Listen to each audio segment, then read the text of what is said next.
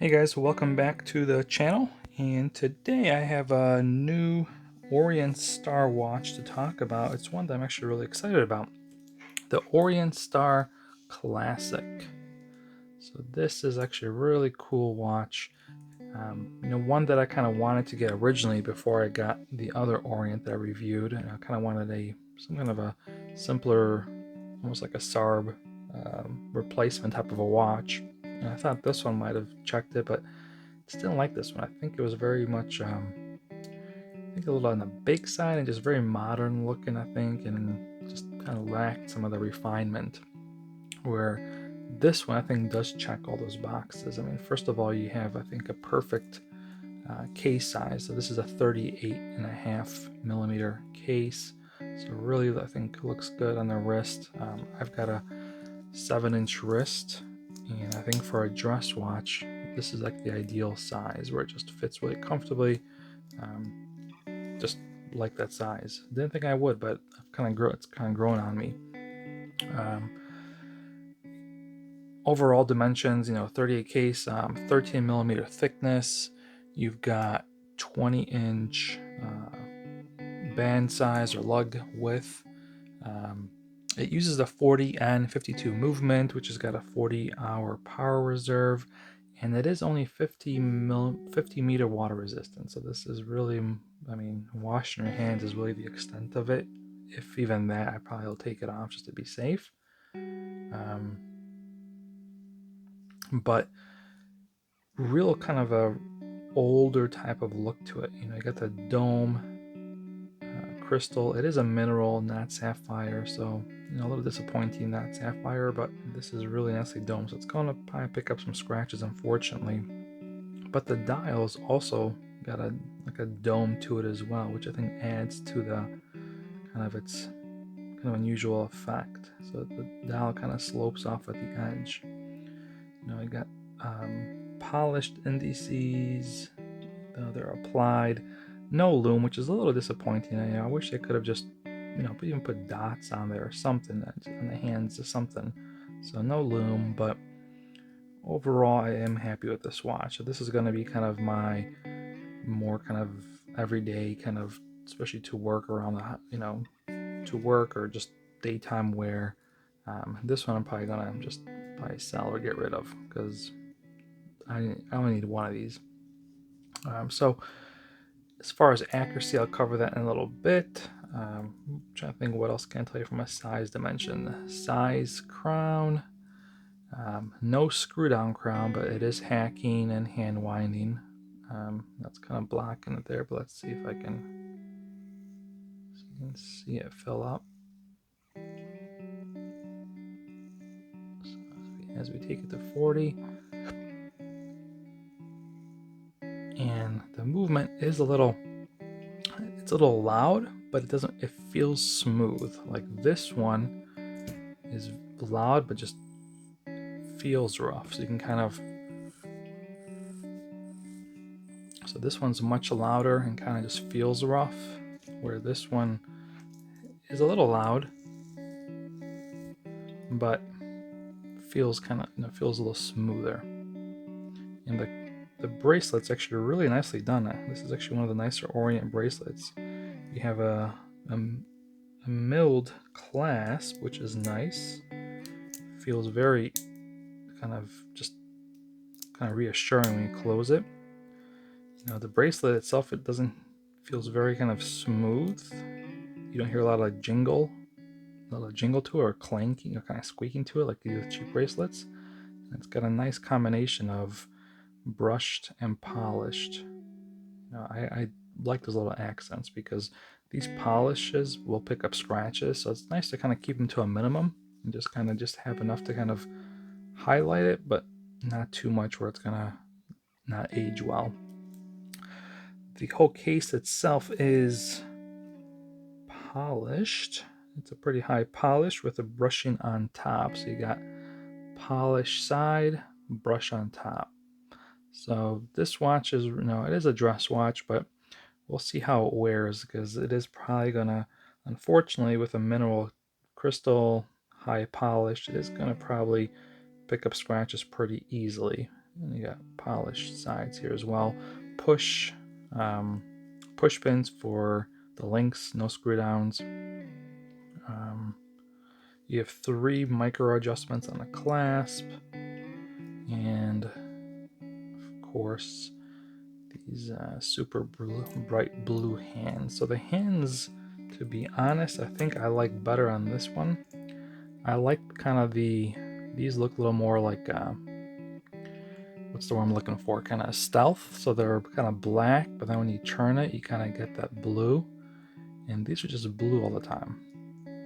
So I don't know if the glass something to do with it, but I do like kind of the look of this one better, where it's like right now. So you can kind of see it looks black, but then when you kind of angle to the light, you get that nice blue. And that's kind of what I wish this one had as well. I wish it kind of had that same effect. Now pricing, this came in at a little, I think it was like $340. So this one was about $160. So, you know, it's almost twice the cost of this one. And, you know, is it worth it? I think so. I mean, I do like this one better. Maybe because of the size or just kind of just overall look. But, you know, this one has sapphire. So you're paying less and you're getting sapphire, where this one you don't. You do have a better movement with this one, and of course you get that power reserve complication up top. Nicer bracelet on this one for sure. This one had a pretty cheap bracelet. I'm actually kind of trialing it on this leather band just to see if I like it better. But pretty kind of, you know, janky bracelet. This one does have a kind of a nicer bracelet. So I mean, is it worth it? I don't know. It depends. To some, yes. To some, no. To me, it is. You know, if I didn't have these 2 watches now and I were to buy them all over again, I would buy this one. I'd pay double and get that one, because I do feel it's just a nicer executed watch, nicer fit, feel, a little more unique too. You know, this kind of has a little kind of a Bambino-esque look to it, which I think, you know, I mean, this could easily pass for a Bambino. But this is kind of like the part 1 review. I'm going to combine the second part of me actually wearing it and get into accuracy and kind of how the watch ages. So this is kind of just the first initial unboxing and impressions piece. All right. So now, with the magic of camera, let's take a look at 1 week later. We are here, oh gosh, maybe, I don't know, a week and a half later or so, to kind of provide a summary on this watch. So now that I've had this watch on, I pretty much wore it exclusively for the past week, just to kind of put it through its paces, and really actually like this watch a lot. So mainly because of how comfortable it is, and it's just classic look. So my previous Orient, I mentioned this one, I don't know, I tried, but in the end it just didn't mesh. It just kind of felt, you know, a little too big and just boxy, and just, I don't know, I just didn't quite mesh with it. But this one really enjoyed. Makes a really kind of nice dress watch, perfect for work because of its smaller case size, feels very light. I mean, this has been probably the closest watch I have worn that kind of really competes, or I say competes, but really compares well with the SARB. So if you really enjoyed the SARB, you'll like this one. And in some cases it's better, and in some ways it kind of lags. So what I really liked about this one over the SARB more was the bracelet. First of all, this is a much nicer bracelet than what the SARB comes on. I do like the dome and the kind of like more like the kind of the classical look. So this looks a little bit more dressy slash kind of, you know, older kind of classic, where the SARB has a little bit of a modern take on it. But fit and kind of feel identical. I mean, they're virtually the same size, same dimensions. I mean, like I said, they wear really the same way. So if you're looking for a SARB alternative, I think this has been the closest I've found to it. What this kind of lags, though, the only 2 things I did not like about it, first of all, were no loom. Again, I think SARB does it well, where it just has kind of really kind of small discrete bits of lume around the indices and a little bit on the hands, and that's all you need, just enough to kind of quickly glance when you're transitioning from like a light room to a dark room. We don't need, I don't need lume like, like a diver, my other Orient Star that's gonna last for 6 hours. That's not what I need here, but just something. So that's the only knock, is no lume, and of course that's a mineral crystal. This obviously is going to pick up scratches and will just not look and stand a test of time as much as the sapphire. Now, accuracy wise, I timed it and it's running about 10 seconds, plus 10 seconds a day. Now, I think it's because it's a brand new watch. It kind of has to kind of break in a little bit, because it started off, I think, like plus 15, and then as the time went on, it's now settled at closer to 10 seconds. So, I have a feeling that if I were to time this again in a month or so, I'd probably see better numbers. But being a new watch, and kind of usually a new watch, you don't want to test right away. You want to you kind of want to break it in a little bit before you start testing the accuracy, to kind of get a more true representation. So I think that's pretty much it for this video, guys. Overall, I think it's a great watch. I think they go for about $350.